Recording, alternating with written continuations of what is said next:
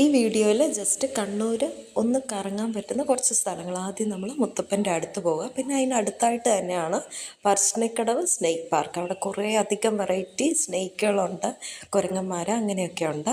പിന്നെ നമ്മൾ പോയത് പയ്യന്നൂരിനടുത്ത്. അവിടുന്ന് ബസ് സർവീസ് ഇല്ല. നമ്മൾ ഓട്ടോയ്ക്ക് 120 രൂപയാണെന്ന് തോന്നുന്നു സ്റ്റാൻഡിൽ നിന്ന്.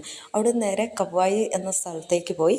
അവിടെ നിന്ന് നമുക്ക് ഫെറി സർവീസ് ഉണ്ട്, സർക്കാരിൻ്റെ ഫെറി സർവീസ് ഉണ്ട്. അപ്പം 20 രൂപയാണെന്ന് തോന്നുന്നു പെർ ഹെഡ് ടിക്കറ്റ്. അതോ 10 ഞാൻ കറക്റ്റ് ഓർക്കുന്നില്ല.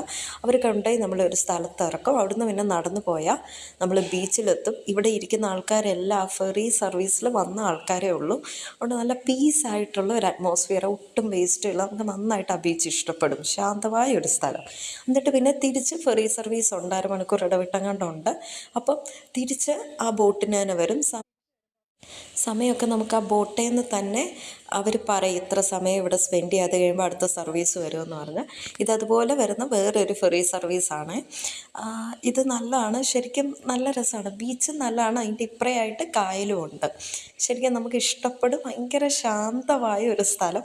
പിന്നെ ഈ ബോട്ടയിൽ പാട്ടൊക്കെ വെച്ചിട്ടുണ്ട്, നമുക്ക് വേണമെങ്കിൽ പാട്ടുകൾ പാടാം.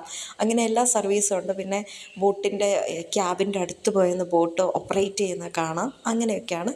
പിന്നെ ഇതിൻ്റെ അടുത്തതായിട്ട് തന്നെ കയാക്കിങ്ങിനുള്ള സൗകര്യമുണ്ട്. പെർ ഹെഡ് 300 റുപ്പീസാണ്. ഇതാണ് ഞങ്ങൾ കയാക്കിങ്ങിന് പോയത്. ഞങ്ങൾ പോയ സമയത്ത് ലോ ടൈഡ് ആയതുകൊണ്ട് ആ കണ്ടൽക്കാടിൻ്റെ അവിടെയൊക്കെ ഇച്ചിരി